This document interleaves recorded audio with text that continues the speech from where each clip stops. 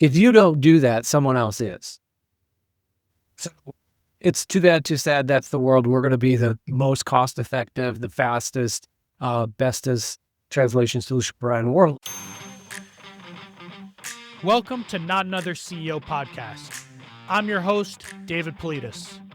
Every week, we talk to inspiring leaders and get the true stories, the ups and downs, the lessons learned, and come away with actionable advice for our own journeys.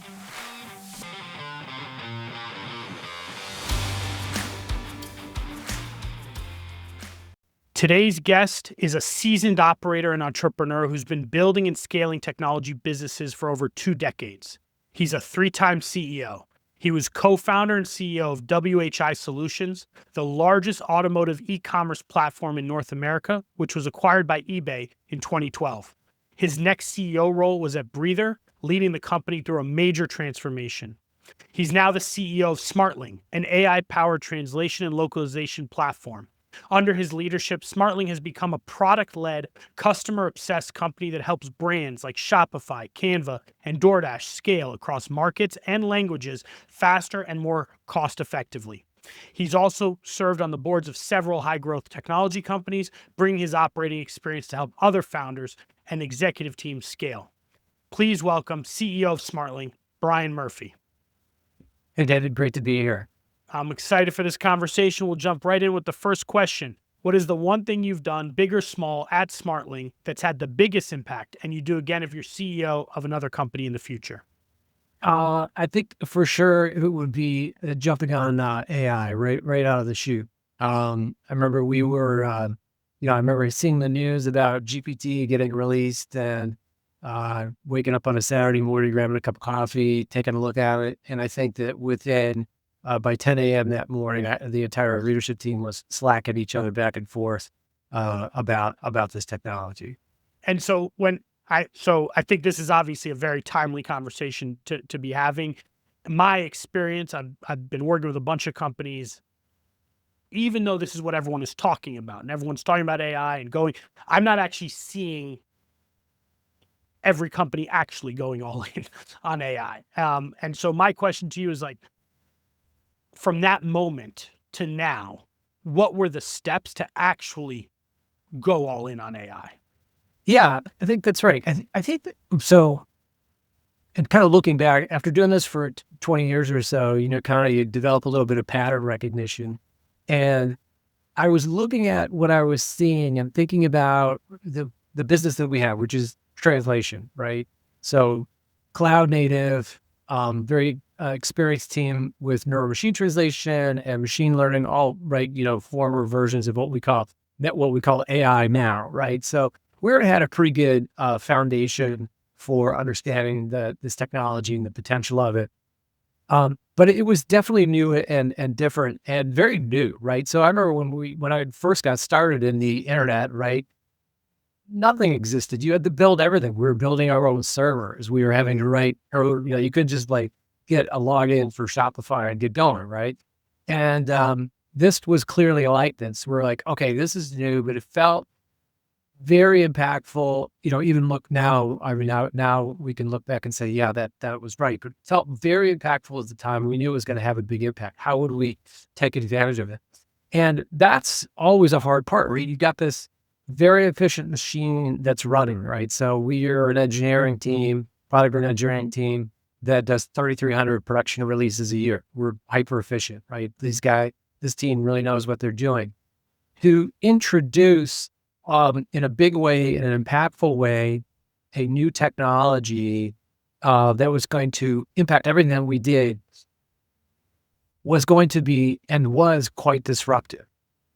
And it was probably one of the hardest things I've ever had to do. It's one thing to say something, hey, let's use it. And I think this is why maybe you're seeing or not seeing the things that you haven't seen, is because to introduce a new untested technology like this into a production environment is not an insignificant or a small task. So I had to figure out how to do that in a way that wouldn't blow up the machine, but it would yield very fast, have very fast impact.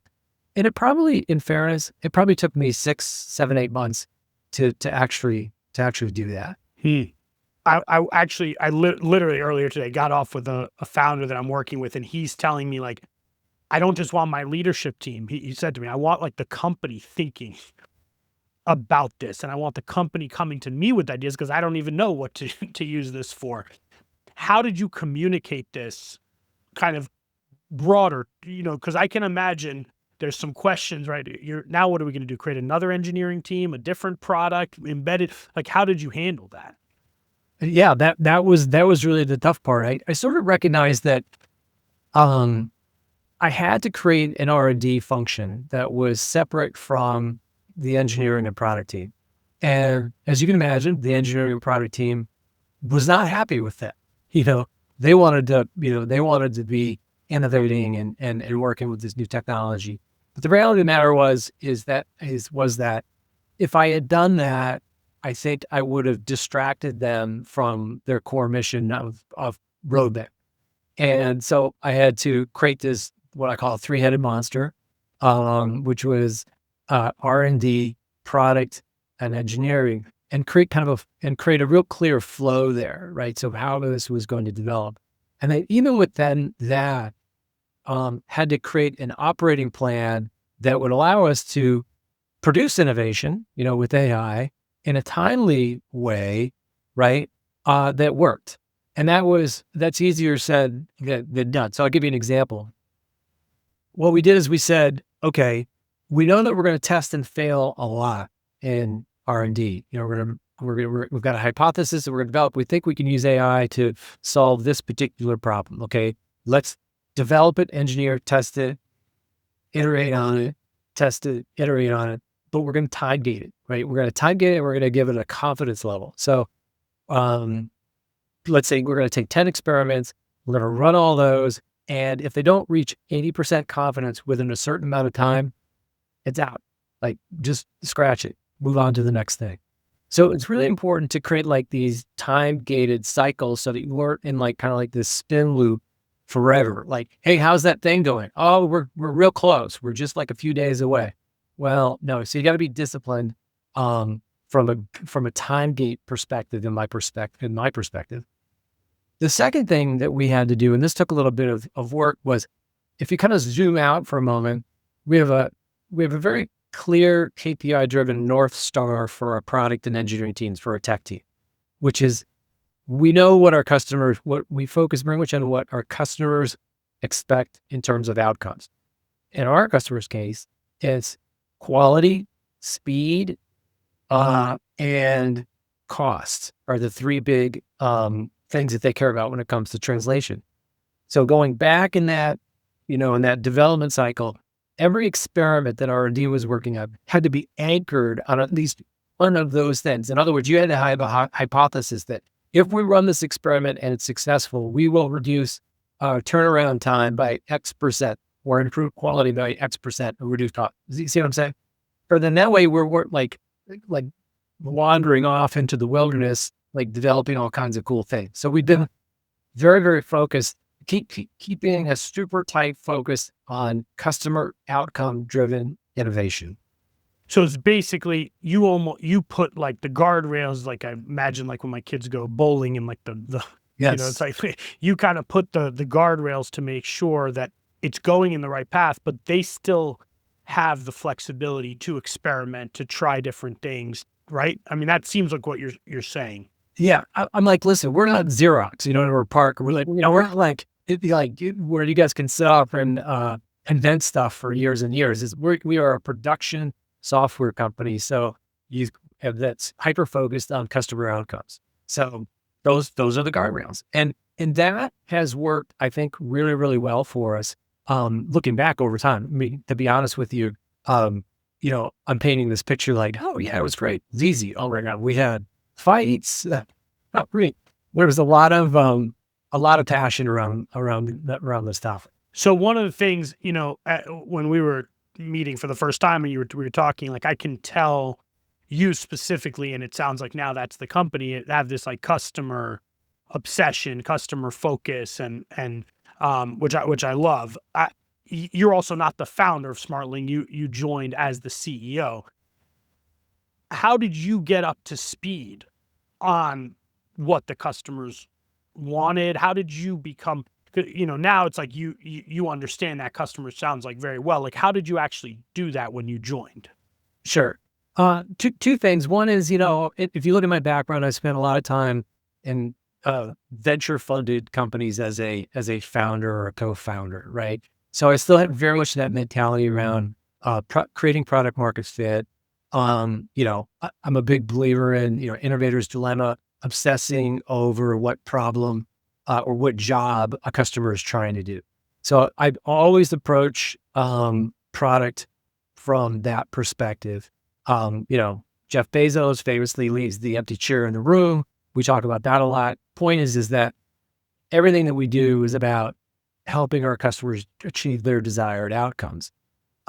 So part and parcel of all that is just instilling that into the organization, and then understanding what it is. So how did I understand what those things were? Well, in fairness, for the past 20 years, every product or e-commerce business that I've ever launched has been global, right? So I've been a customer of translation and localization for 20 years, right? So I said, listen, and when I walked in the door the first day, I said, I have no idea how you guys do what you do, but after 20 years of experience, I know exactly what I want as a customer. So that was like my first sort of lens, okay? Then it became a very systematic effort around going out and talking with customers and understanding what problem are they trying to solve. And in fact, it was funny. I just literally got back. We just got done doing basically a 3-week tour around the world. I've met with hundreds of customers, go out to dinner, have drinks. And the question, the way I always open up a conversation is, what problem are you trying to solve? And that usually elicits a very direct answer, right? Everyone kind of has on the top of, oh, you know what, God, you know what I'm trying to solve right now, da, da, da, da. And you put that together over a couple hundred meetings like that, you start and you document it, and you start getting some pretty good pattern recognition around that. And that really helps inform us as a company in terms of what products we're trying to solve for our customers. How long do you think it took you from the point you joined to the point you understood like you really grokked, what the customer was? Well, I've been doing it for 3.5 years. So 3.5 years. I think it probably took, I think it 6 months, 6 months. And I think to be comfortable, a year, to be honest. I think one of the things you just said there, one of like my favorite moments, I talk about it a lot, is at one point I met with 100 customers in 100 days, one-on-one. It was during COVID over Zoom. Yep. And I was the founder. I did know the customer, but I felt like I had kind of gotten disconnected. Their lives changed a lot because of COVID, their jobs, and like you just said, like the power of just having those, like literally just talk, like there's no secret, like having the conversation. I mean, for me, it was like within 10, I don't know, 15 of them, I knew what the next 85 were going to say almost. There starts to be those patterns where you're like, okay, there's right. I mean, and that's why we say, like, so if you look at our North Star, right, our North Star is to help our customers grow faster global, right? Okay, period, paragraph. But what does that mean? That means nothing. Okay, great. That sounds great, problem. What does that mean? We know that they, after hundreds of, or thousands, tens of thousands of sales meetings, signing up customers, all that kind of stuff, they care about 4 things: quality, cost, speed, ease of use, right? Those are things now those are pillars that we build our business on and our product roadmap on. And those are also KPIs that we can measure, right? So quality, we can measure. Speed, we can measure. Cost, obviously, we can measure.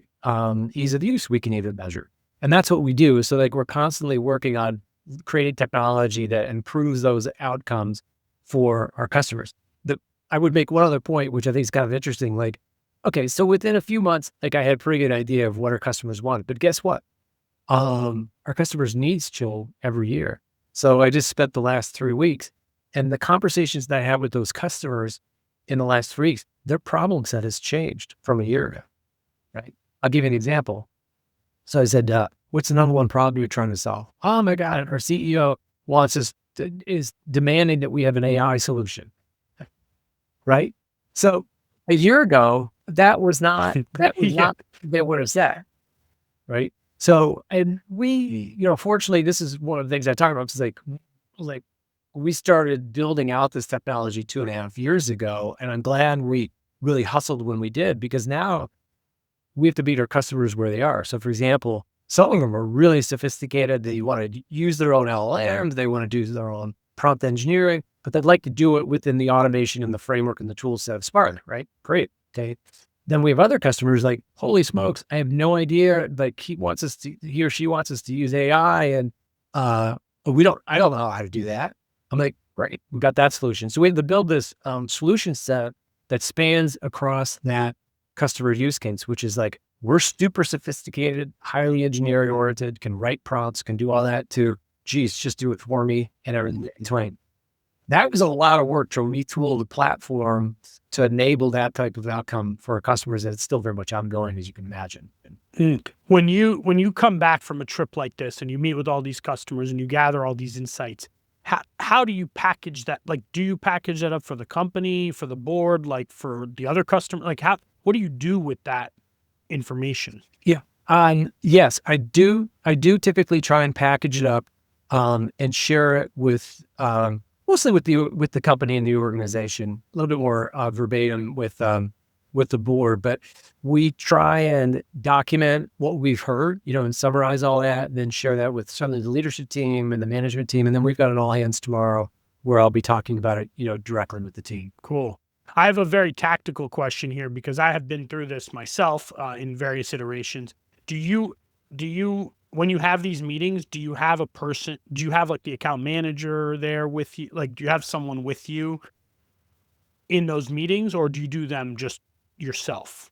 Yes and no. If it's a formal meeting, well, I'll do it two ways. Sometimes I do, yes, and that's like more of a formal meeting, like in a QBR. Like I'll drop in often on our customers' QBRs just to listen. I always say, just ignore me. They never do, but I say, just ignore me. I just want to hear what's going on.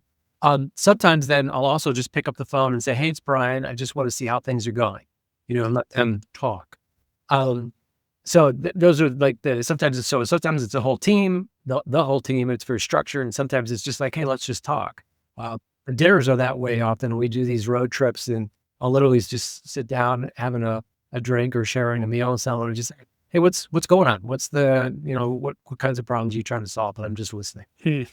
Yeah, my biggest challenge that I ended up running into, and I think it probably for everyone, right, is when you're doing all of that, it's like, how do you actually capture, if you don't have that person, you go to the meal is usually, for me, I find that's when I get the most information, but then it's also like at a meal where I'm not going to be taking notes down, while I'm eating with them. And then I'm like, oh my God, I got to remember, I leave the meal and I start like writing everything.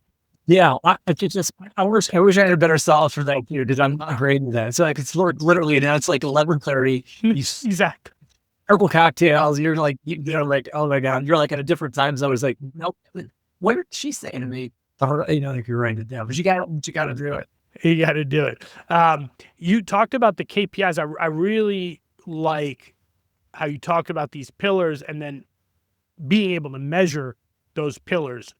When you arrived 3.5 years ago, did you have the measure? I mean, were the pillars there? And if yes, were the measurements of those pillars there? I'm gonna.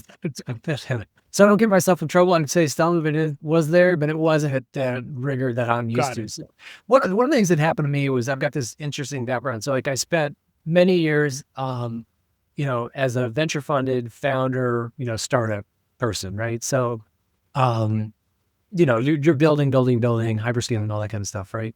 And then I spent 4 years at eBay, where they measure everything and they're operating this colossus machine, at scale globally. And I learned a lot about operations there, like really operating at scale. And that was really where I learned how important it was and how to measure things that matter. And that was the big unlock for me. And so now what I've tried to do in my leadership is combine those two things, where I'm kind creative enough or flexible enough to think and operate like a founder, but to create a framework for scaling around that. And that to me has felt like a very powerful combination. Do you have a metric for each of these things? One, or is it I mean, I'm sure there's a set, but is there like a metric that you say we're successful because this number has gone up, down, whatever? Yeah, yes, I think it is what's interesting is that each one of our customers is a little bit different. So if it's quality, cost, speed, they may care about one of those and not the other two, or all three, or vice versa. So it's kind of like about Depends on the right, exactly. So we try and move all those together. Quality, they matter some more than others. Like, so quality is paramount for most of our customers. So we have we have multiple measurements for that. We have Terra, Blue, Comet, MQM. This is a little bit nerdy translation stuff, but the answer is yeah. So we actually, what's interesting is, to give you an example, we actually benchmark every month all of the major neural machine translation engines, all of the major LLMs alongside our own products. Every month we produce that. Wow. Yeah.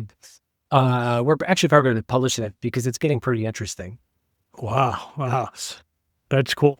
Yeah. So we paid very close attention to that. Obviously cost, we monitor we're grinding that down. Like, to give you an example, like our customers, we've helped our customers reduce their translation costs by about 60% over the last 36 months. So we're constantly working every year, bringing that cost down, making it faster, easier to automate, more automated, right? So that they can translate more for the same money. That's super important for our customers. That's when we do those things, we win. It feels like that, what you just said, is the dilemma that a lot of people are in a variety of fields. You know, I was talking to a lawyer the other day, and they were saying now with all these AI tools coming into the law firm, they have this interesting challenge of they can do things for a lot cheaper. Yes. But if they do it for cheaper, yes, they don't, and like there's this, and they're not, well, some are embracing it. I shouldn't say none, but if you don't embrace it, you're going to end, I mean, it's kind of inevitable, right? That you're going to end up getting, someone else is going to embrace it. That's right. This is the innovator's dilemma, right? So, and that's how we came into this business. We were faster, cheaper, but not better, right? So coming up from the bottom and using AI, that was really the big unlock. Was we used AI to help us solve particular linguistic problems, which allowed us to be faster, cheaper, and as good as or better. And that's been the big unlock. So it is the dilemma, right? It is the innovator's dilemma. And I always think about data services, right? Or cloud service, data storage and cloud service. Google, Amazon, and actually Amazon probably understands this the best of anyone. I think if you look at whether it's AWS or even their e-commerce business, Jeff Bezos and that crew, they know they got to keep grinding every year to be that cost leader, providing better solutions. Netflix is a great example. Remember when they went from, he's like, we have to completely pivot this business and go from whatever it was, $14. What was it, like $14 a movie? The rental, dude, I don't remember. It was something. Yeah. $11 or whatever. But it was this whole thing. Now, like, look what you get for, and music, Spotify's thing, great example of the gentleman's paradox. Music's probably maybe the best example, right? Where we went from, $18 an album to what do I pay for Spotify? Free. Point is, if you don't do that, someone else is. So it's too sad that's the world. We're going to be the most cost-effective, the fastest, bestest translation solution provider in the world, and we have to make it up with volume. Mm-hmm. You feel like a go-to-market. Like if I were to put you're not an engineering CEO. You're a go-to-market kind of CEO. How involved do you get? This is like a big conversation I've been having with CEOs recently. It's like, how deep do you go into the functional areas, like especially the areas that you're better at and kind of more naturally inclined to? Like, do you do you go all the way down into the weeds of, the individual campaigns and the email copy? Like where do you, stop, let's say? Yeah. I think that CEOs and like CMOs and lots of other and CTOs, like you kind of major and you minor in some things, right? You have a superpower and there's other things you're not good at. I'm definitely a go-to-market product centric CEO. I'm not an engineering CEO. So when it comes to like marketing and sales, I am also a big believer. Don't expect what you don't inspect. I actually enjoy getting into the weeds, into marketing copy. In fact, it was literally, I was laughing when you're talking about email copy. We do like this weekly go-to-market meeting where I kind of bring all the functions together. And I was literally going through emails that we're sending out, looking at copy, looking at open click-through rate. So, but that's asymmetric. It feels like you're going down the weeds, but we're sending out like, I don't know, like 100,000 emails a month. Like that to me, it's probably worthwhile for me to understand what are we saying? And by the way, what's the response on that? You know, between this messaging and that, understanding that is like, I think in my opinion, like super important across the whole organization. When it comes to things like that I'm not as good at, let's say engineering, I rely on really talented team members and setting up KPIs, right? So once again, engineering velocity, like are we, what's our backlog rate? Like what's happening there, and all those kind of things. So I can understand them from a perspective of what are we producing, from against our, product framework KPIs. Are we meeting our customers' needs? It's interesting, when I speak to early, like first time founders, first time CEOs, as their businesses grow, they're told like, get the people who know how to scale and get the, hire the executive team.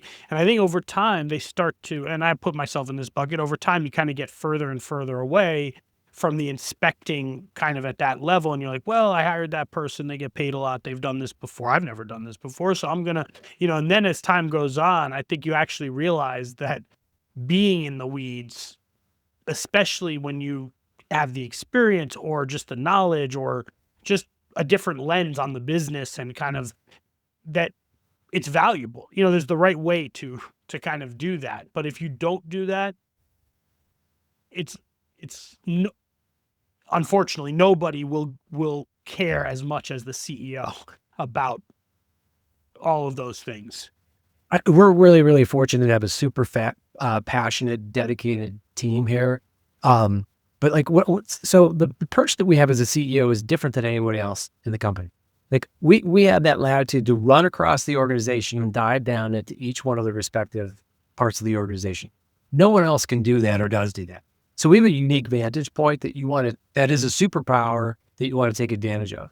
And I'm always surprised, like I'll kind of run across the organization, then I'll deep dive into something, not because I'm like, think that there's something wrong there or, for whatever reason, but I just want to understand, like, once again, I like to have, like, what problem are you trying to solve? What are you working on right now? What do you think about such and such? And you get very, very interesting insights into where you find information, like how aligned is that part of the organization with the mission of the company and what we're trying to do. And sometimes you find these like kind of pockets that for whatever reason, typically it's a manager or it's a process where you're not communicating well enough. You find these pockets where they're behind, they're not hearing the mission, they're not hearing the operator. There's something wrong here where they're not getting it, right? Or you discover like, whoa, here's an area where I'm like understaffed, where I've got a different, whatever problem. That's how you find these things, I think. It's, I did an interview with Teen Zwo, who's the founder and CEO of Zuora. And we had a very interesting conversation where I met him many years ago. We were sitting, he was asking all the CEOs of the table, like, how do you handle your calendar? And I was like, oh, I'm working, 8 a.m. to 8 p.m. back to back to back. And he's like, really? He's like, what does your calendar look like 3 weeks out? I'm like, it's booked, And he said to me, he's like, Dave, how do you respond to what's happening in the business if you're just booked, and when you just said that, kind of, you could see across the business and kind of dive into the various things. I love that that kind of visual, you need the time to do, you need to be able to kind of give yourself that time. I told him in the interview, I told him after he said that to me, I tried so hard. I did. I cleaned up my calendar. I cut back on these recurring meetings. I did, so that I had those pockets, Yeah. to jump into things. Yeah. I think you need to leave time to do that and to meet with people. And also just time to think and react. I mean, there's so often, like, what I find is when my schedule gets blocked back to back and I don't have time to think, there's something wrong. Then to me, I'm not operating the way, something's not right. Mm-hmm. Let me ask you about operating rhythm. Yeah. I think it's a topic I am very passionate about, and I think you are too, based on the conversations we've had. Can you kind of walk me through how you think about operating rhythm, and I more tactical the better, because I think this is, in my opinion, if I had to answer that first question, what's the one thing you would do, like big or small? For me, it's about the operating rhythm. For me, like, the operating rhythm is the foundation, to everything. Can you maybe walk me through how you think about that? Yeah. I think to me, like, this is going to sound weird, but good ideas are not that hard to come up with, right? Like, everyone's got, like, there's always good ideas. In my mind, the difference between success and failure is around execution. Like, how well do you execute against that? So I've always felt that way. And I've learned the, good ways and bad ways, that's really what it boils down to. So for me, I think that execution is like one of my superpowers. It's an area that I really focus on. And so over the past several years, I've developed this operating rhythm, which it really starts with what I call it. Obviously we set our strategic plan, right, for the year. That's budget, plan, all that stuff, review that, get approved with the board and the leadership team. And then we break that down into its key components, into what's called, an operating plan, right? So there's like maybe 4 main pillars to the operating plan, and each pillar has, say, 3 key initiatives that rotate, right? They get closed off, or they keep going, or whatever. And that's the plan, right? And what we do is every week we meet 4 days a week. We review that operating plan in various levels of detail. We might dive into one of the buckets on Mondays. 4 days a week. 4 days a week. Leadership team. And then on Wednesdays, it's what I call the management council, which is every single team lead in the company. So this is critical. And so what we do then so on this, it's just a Google sheet, right? I had no fancy Asana or anything like that, but it's a Google sheet with, here are the 4 pillars. Here's our KPIs. Here are the key initiatives. Let's say there's like a handful of maybe 3 key initiatives for each one of these buckets: an owner, status, delivery date. And it's like a Scrum meeting. So we basically start off meeting. We go from the top to the bottom, and we say, Jenny, you're the owner of this. What's the status? We're on track, or we're off track. And, generally you want to be on track, right? Because now, especially on Wednesdays, which is our management council, which every single people leader in the business is attending, you don't want to be the person that doesn't know where their initiatives stand. Yeah. You know what I mean? Or be behind. And how often do you do all hands? Do you take those same initiatives at the all hands? Yep. Yeah. So we do an all hands once a month, and we review. I don't go into that level of detail in the all hands. We talk about the status of the big pillars, whether or not we're on track against those major KPIs. And in terms of setting that plan, is that something that you do leadership, management council? Like, how broad of a group does that part? It's really the management council plus the leadership team that puts that together. So we kind of do a bottoms up starting in, October, right? We start thinking about we'll start thinking about what 26 should be. I mean, it's always like evergreen, but like in October, we'll start saying, okay, based on what we know where we are LTM last 6 months, then we forecast forward. Okay, this is what we should be able to do. We typically have some big discussion sessions. Like, we'll get together for like half a day, and we'll talk about, we'll say things like, okay, strategically, what do we need to be thinking about over the next 12, 24, 36 months, right? What are the big rocks here that are going to change? Last year, we did something interesting. Like we got together for half a day. We whole day. In the morning, we talked about like that sort of thing. The afternoon, I said, okay. And I give them notice. I said, I want you to come in the afternoon and we're gonna have a kill Smartling discussion. In other words, I'm gonna give you venture funding. You're gonna come up with an idea that's going to kill Smartling. What is it? Right? Wow, that's a good exercise. Yeah, it was interesting. So I was like, come up with ideas, like red team, like you're gonna take us out. What would you do? Because you know everything about this industry and about our business. And so that was a really interesting discussion. And that kind of like led to a number of other discussions around what should we be doing. How much battling is there on kind of, how few or many there should be, like, and how do you deal with that? Because that feels like at least for me, when I started this process, which probably wasn't, it was too late, but it was years into Better Cloud.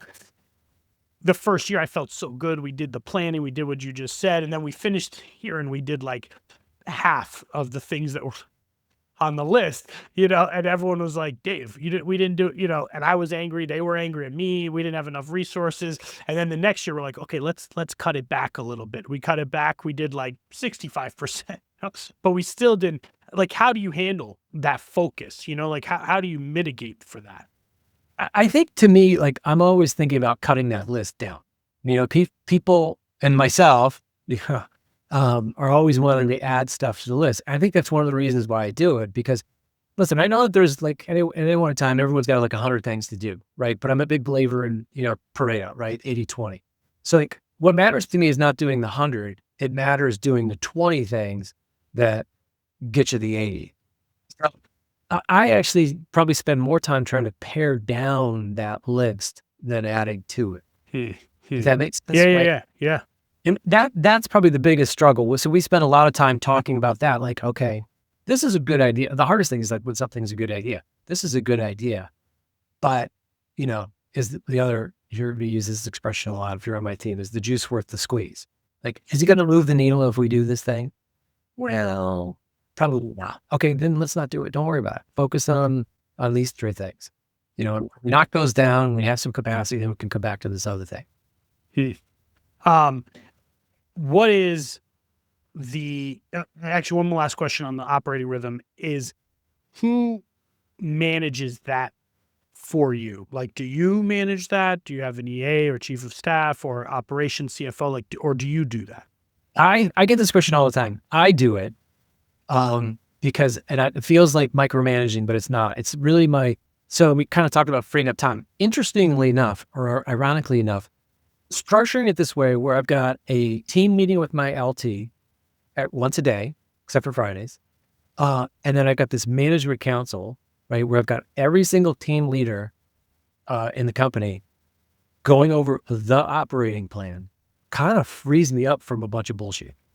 You know what I mean? Like, I know now all my LT and all my people leaders know exactly where we are on the plan, what's ahead, what's behind, what needs to get worked on. And my expectation is that let's say if we're behind on something, they're going to need that meeting and they're going to go figure out how to fix it. Because next week they're coming back, they're going to sit down, we're going to have this conversation again. How are we doing on, initiative XYZ? Are we back on track? Do you know what I mean? I get it. You kind of remove the whole like hub and spoke. I mean, you kind of, by just having everyone together all the time. Yeah. You're really just having all those conversations. Do you have one-on-ones or? Not really. No, I don't like one-on-ones, to be honest with you, which is contrary to a lot of folks, but I feel like they're sort of like, I would much rather meet with a broader team and educate that team so they're all up to speed listening to the conversation, than have a one-on-one that I'm only impacting one person at that time. Do you know what I mean? Yeah. I don't know if it's a good idea or a bad idea, but it's just, that's just. Well, the hub and spoke is the thing. Actually, the feedback I've gotten before as a leader is like, you're having conversations one-on-one with all these people, and they're having it with you. Yeah. But they don't know what the other ones are like. That's the worst. Yeah. And so that was a big change for me of like really leaning on the leadership meeting and then pushing one-on-ones to like a cadence that was further out to force conversations to have to happen in that room. But having the people lead, having the broader, how big is that broader management about how many people's in that? I think there's probably about 25, 30 people. Wow. Yeah.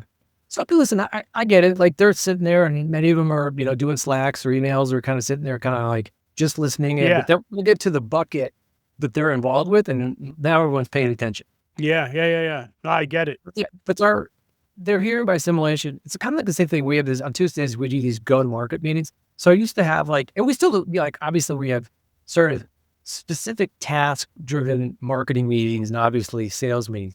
But once a week we'd get together as a go-to-market team because I kept finding, I'm like, okay, I'm having this conversation with marketing and then I got to go have this conversation with sales. And it's like, they're always like, sales and marketing, they love to argue, right? I said, no, let's sit in a room. This is the go-to-market plan. Let's hash it all out. I really like that. I like that. Okay. So you've been a part Smartling 3.5 years. Question I ask every guest, what is the biggest challenge you've faced since you joined Smartling? I would say, I would say, I know one of the biggest decisions I'm always wrestling over. We used to have a big office in New York City, and we're down. We have an office in Dublin, Ireland, but we have 200 plus employees in 20 different countries, and I probably wrestle with this all the time is whether or not we should do some kind of back to the office. I just don't see that happening, but it makes me feel weird as a CEO. Not to spend time in an office. Yeah. Do you get people together somehow? Yeah. So once a year we do a 4-day trip to Puerto Rico and bring everyone in for that. We do training, get together. Then we try to get together. Obviously the board and the leadership team gets together, quite often. And we try and do monthly meetings, try and do monthly get-togethers in New York. And that sort of scratches the itch. So that's one of the things that drives me. That's something I think about a lot. Yeah. I think when you're at that scale and you've already have people all over, it becomes, I think it becomes kind of nearly impossible to bring everyone back into an office. For me, I miss being, it's the thing I miss probably the most is like being around other people. And I don't even know that I think for the CEOs, it's a big deal. I actually think the younger generation, I feel very old saying it, but like the people coming into the workforce today, they're going to miss not being in an office, and they don't even know that they're going to miss. I know. I worry about that all the time. It's like, I feel like I got 99 problems to solve, and maybe that's not what I should be solving. Yeah. All right. Where's Smartling? 2028. It's 3 years from today. Where is Smartling? What's happened? Right. So today, the way, once again, sort of when I think about content, so content growth is exponential. Like there's not less content, there's more content that needs to be multilingual. The world's becoming more global. Business is becoming more global. And I see us being the provider of that sort of like translation as a service, right? So the same way we think about cloud storage, or data storage, cloud services, right? I want us to be thought of as being able to provide that service on demand for our customers for translation. And the more cost-effective, automated, easier to use we can make it, the more our customers are going to be able to unlock content that they've been rationing to translate. And that's really that's really kind of like our ultimate goal. So I think by 2028, we're on our way. I'll give you an example. So like when I got started in 2021, 70+% of our content was, we'll call human translate, right? That number is now flipped all the way. Let's call it 80%, right? That number's flipped around to 20%.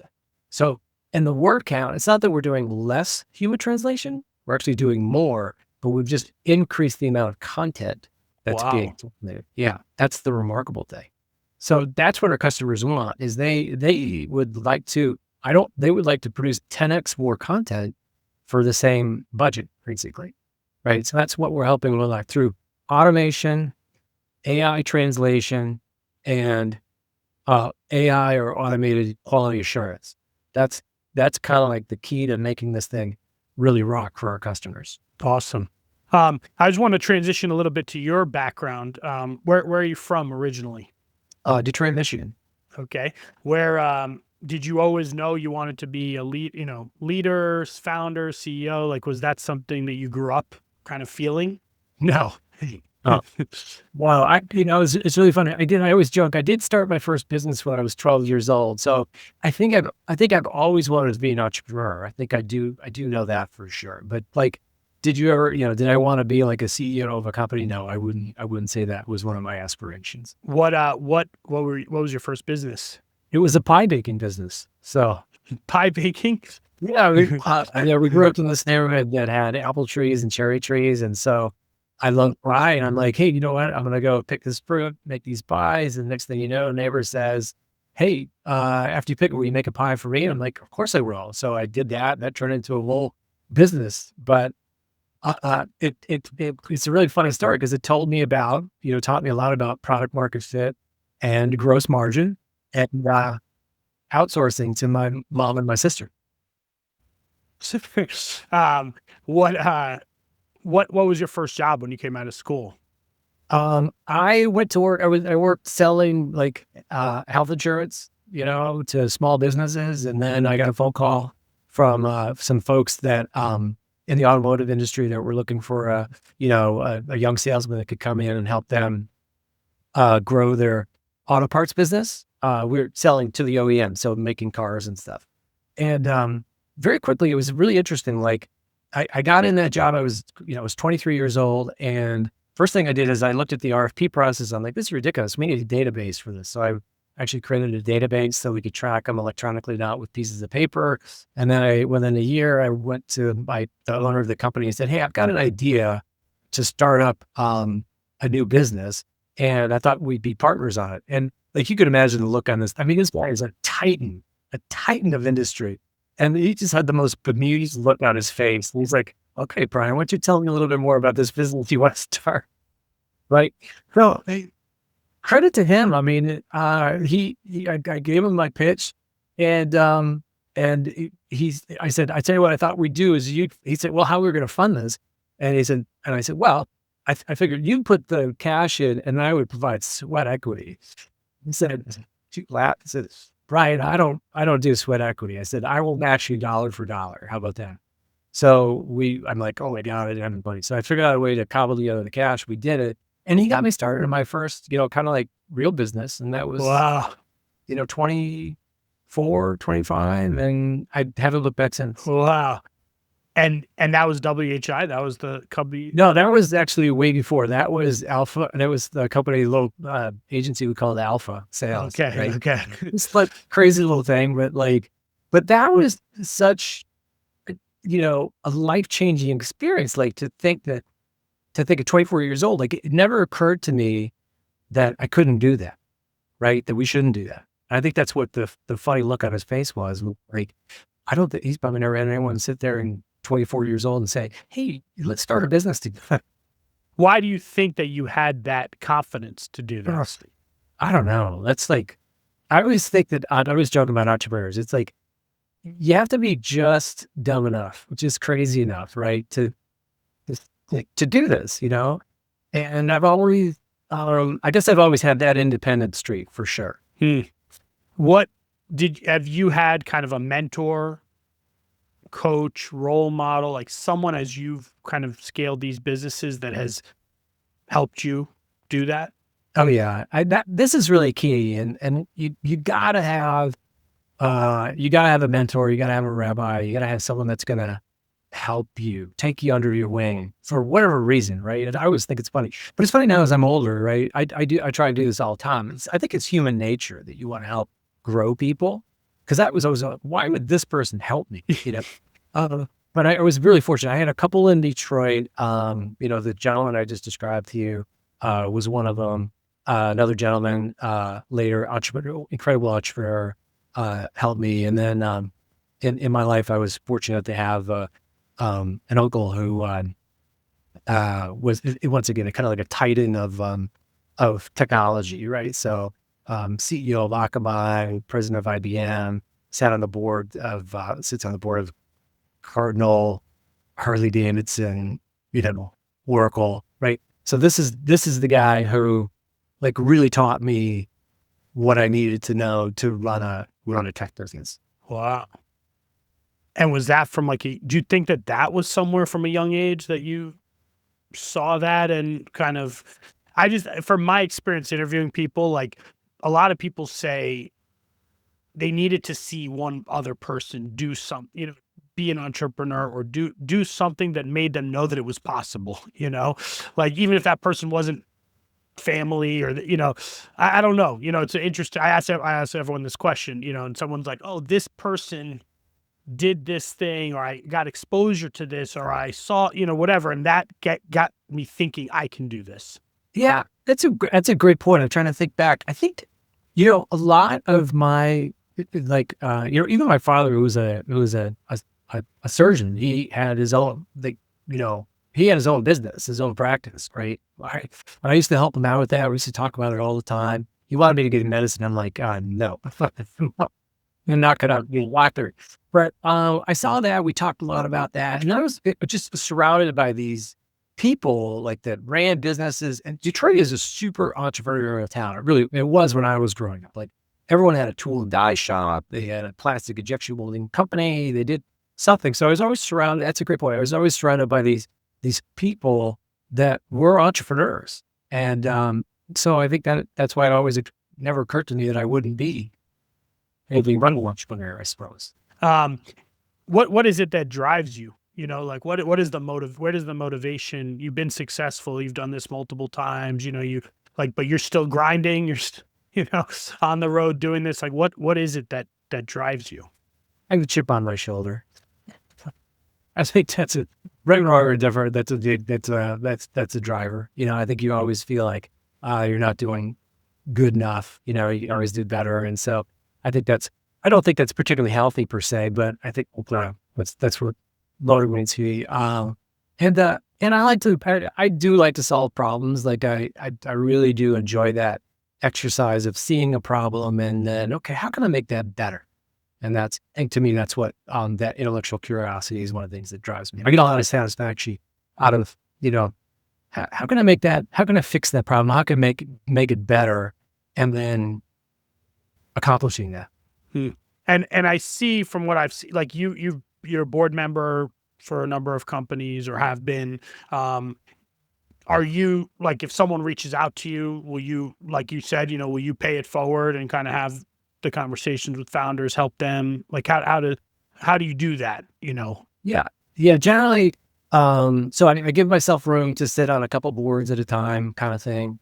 And I get as much as I give in those things. I just think it's fascinating to be in the room with another accomplished CEO and their investors and be on the other side of that table is super helpful for me. Right. Cause like, it's one thing when you're a CEO, right? You're looking down, maybe you've got your problems you're trying to solve, right? Believe me, there's a whole nother team that's looking down at you, sort of assessing. And to sit on the other side of that table and understand, oh, okay, it makes me a better CEO. That's a good point. So, yeah, so that and then I try and help the CEOs with what are typically I'm brought in, like, cause I'm like the tech guy, whatever. And I get brought in a lot, and maybe even more traditional sort of companies, like where they need some support like that. And I enjoy that. What, last question, knowing everything you know today, all the experience you've had, if you could go back to the beginning of your career before you started selling health insurance, and you give yourself one piece of advice, what would it be? It's the advice that was given to me by my mentor, which is, number one, always hit your numbers, then raise your hand. Right. To me, then that's the advice that I pass on. And really what it is like, do your job. Like you're hired, do your job, do it well, know what your numbers are, achieve those, and then raise your hand and try and do more. And that's how you move up through the organization, or frankly, if you want to be an entrepreneur, it's like kind of like those are the requirements. It's great advice. I like that. People have said, raise your hand. I not in those words, but other words that mean the same thing, but actually no one's added the part of hit your numbers, do your job. And I think that is super important. You have people who are like, yeah, give me more. And you're like, well, you're not even doing your job. Totally. Also, that's super annoying to me when someone's not doing their job, yet they're saying, hey, what about this over here? And we'll do your job first, and then let's talk.